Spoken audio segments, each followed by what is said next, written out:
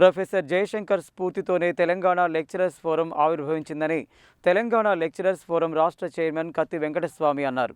Junior కళాశాల నుండి మొదలుకొని డిగ్రీ, పీజీ కళాశాల వరకు ప్రభుత్వ, ప్రైవేటు, ఎయిడెడ్ కాలేజీలోని లెక్చరర్స్ అందరినీ తెలంగాణ ఉద్యమంలో భాగస్వాములు చేయడానికి టీఎల్ఎఫ్ ఏర్పడిందని చెప్పారు.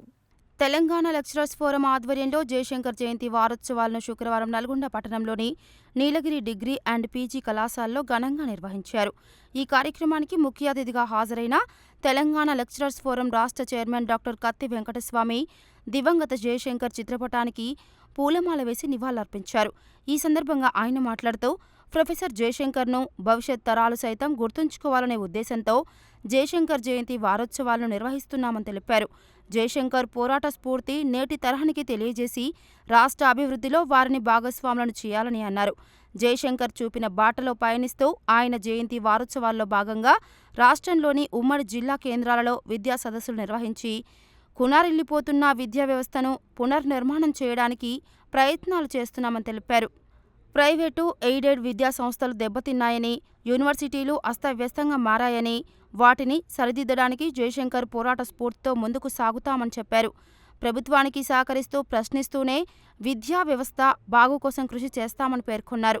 ఈ కార్యక్రమంలో కళాశాల ప్రిన్సిపల్ మారం నాగేందర్ రెడ్డి, మారం వెంకట గోనారెడ్డి, పట్టాభిరెడ్డి, టీఎల్ఎఫ్ రాష్ట్ర కార్యదర్శి చుక్క సైదులు, టీవీవీ జిల్లా అధ్యక్షుడు పందుల సైదులు, పన్నాల గోపాల్రెడ్డి, కె రామ్మోహన్, తండు శ్రీను, అధ్యాపకులు చెనగోని ఉమాశంకర్ గౌడ్, సంపత్, రామలింగయ్య, లింగస్వామి, మాచర్ల జానయ్య, వెంకన్న, నగేష్, అశోక్, నాగరాజు, మహేందర్, సైదులు, పద్మావతి, దుర్గాభవాని, అమీర్, బి మధుసూదన్ రెడ్డి, మహేష్, గణేష్ తదితరులు పాల్గొన్నారు.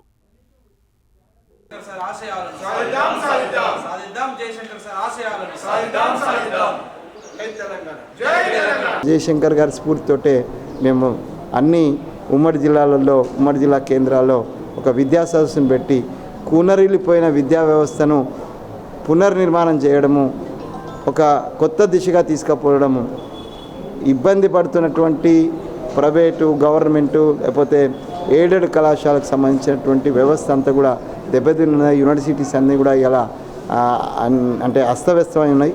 ఆ వ్యవస్థను అంతా కూడా ముందుకు తీసుకుపోవాలంటే జయశంకర్ సార్ వంటి స్ఫూర్తిని తీసుకొని ఒక ఉద్యమంలాగా మేము ఉద్యమాన్ని నడిపించి డెఫినెట్గా ఈ వ్యవస్థను సరిదిద్దేటువంటి క్రమంలో గవర్నమెంట్కు సహకరించుకుంటూనే, గవర్నమెంట్ ప్రశ్నిస్తూనే జయశంకర్ సార్ గొంతుకాయి మేము ముందుకెళ్తాం.